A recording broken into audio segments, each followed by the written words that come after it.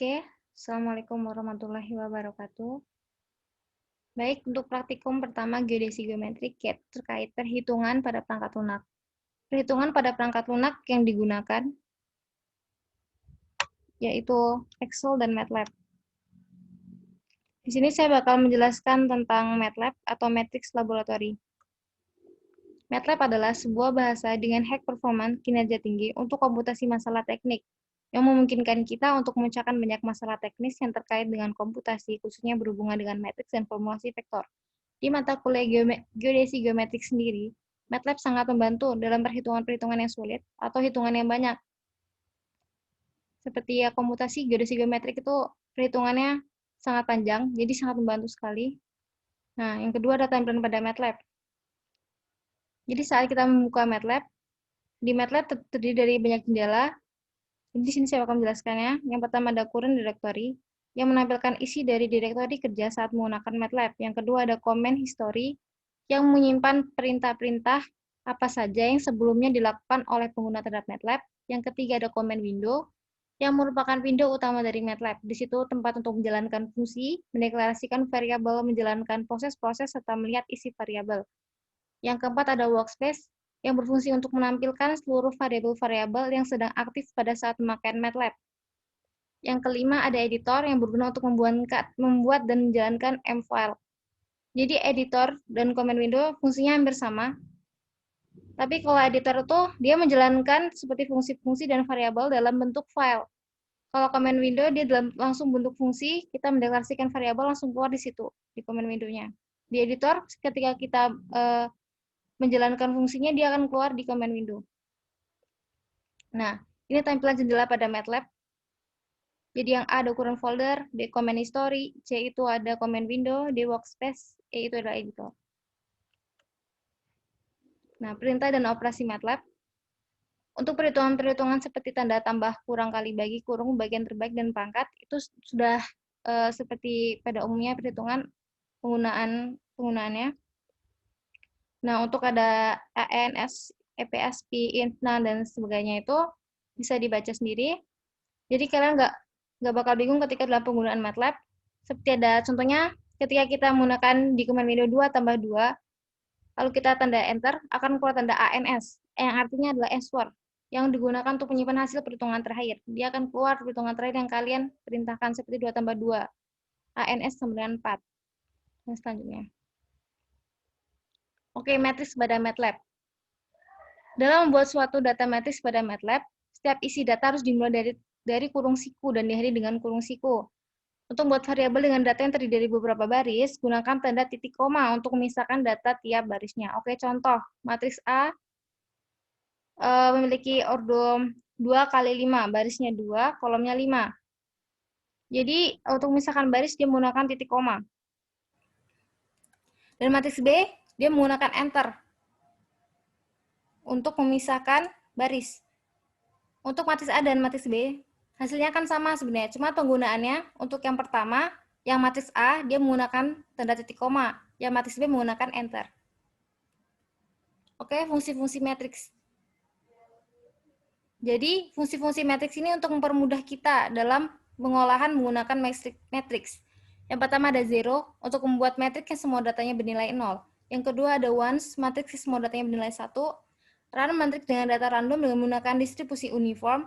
Random matriks dengan data random dengan menggunakan distribusi normal. Dan A untuk menghasilkan matriks identitas. Jadi itu fungsi-fungsi tersebut kita gunakan. Nah, pada contohnya ini dia mengaplikasinya menggunakan command window. Jadi A itu matriks yang kita inginkan. Misalnya fungsi A itu matriks dengan 0, 2,3, yang artinya baris, koma, kolom. Jadi itu barisnya 2, kolomnya 3. Tadi balik lagi, zeros adalah membuat matriks yang semua datanya bernilai 0. Jadi A itu berisi dengan matriks yang bernilai 0, barisnya 2, kolomnya 3. Nah, bisa dilihat pada PPT. Nah, untuk yang B, C, D, dan E, itu sama aja seperti fungsi A, tapi penggunaannya yang berbeda. Seperti once itu digunakan untuk semua datanya bernilai 1. Nah, semua data yang bernilai 1 dengan barisnya 1, kolomnya 3. Begitu juga dengan run, dan A. Nah, ini untuk memanggil isi dari suatu data matriks gunakan tanda kurung dengan isi indeks dari data yang akan dipanggil. Contoh penggunaan matriks C memanggil dengan baris 2 kolom 2, HNS 0,480. Kita bisa lihat yang tadi matriks C baris 2 kolom 2. Baik, benar kan 0,4860? Nah, begitu untuk pemanggilan data berurutan seperti A 1,2,3 dapat disingkat dengan menggunakan tanda titik 2 sehingga menjadi A 1,2 2. Itu untuk data yang berurutan, itu matriks A gitu. Nah, untuk contoh penggunaan yang lainnya juga bisa dapat dilihat. Ada matriks C, A, B, itu untuk pemanggilan data pada masing-masing fungsinya sendiri. Oke, saya bakal menjelaskan lebih detailnya lagi menggunakan MATLAB. Sebentar. Oke, nah bisa dapat dilihat matriks A sama dengan tanda kurung siku 2, 2, titik 2, 2, 4 akan menghasilkan seperti ini. Dia menggunakan tanda titik 2. Untuk B, dia menggunakan enter. Dan hasilnya dia sama. Hanya bedanya ini menggunakan titik 2, ini menggunakan enter. Seperti itu. Nah, misalnya kita akan memanggil untuk matriks A, kita memanggil baris pertama, kolom 2. Oke, ANS tadi adalah answer untuk perhitungan terakhir. A, baris pertama kolom 2, yaitu angka 2. Oke, di sini sudah terjawab.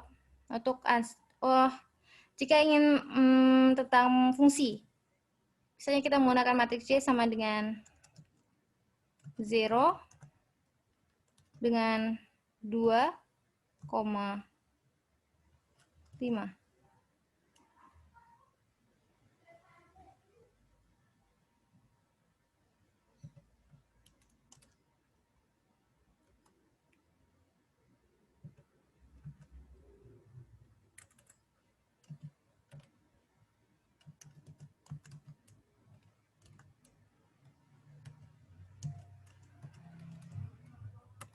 Nah, tadi saya ketinggalan S-nya, maaf. Jadi C sama dengan zeros 2,5, yaitu barisnya 2, kolomnya 5. Zeros adalah matriks yang diisi dengan isinya 0. Baik. Kita balik lagi ke PowerPoint. Oke, terima kasih. Jika ada pertanyaan, bisa ditanyakan di media yang sudah disiapkan. Assalamualaikum warahmatullahi wabarakatuh.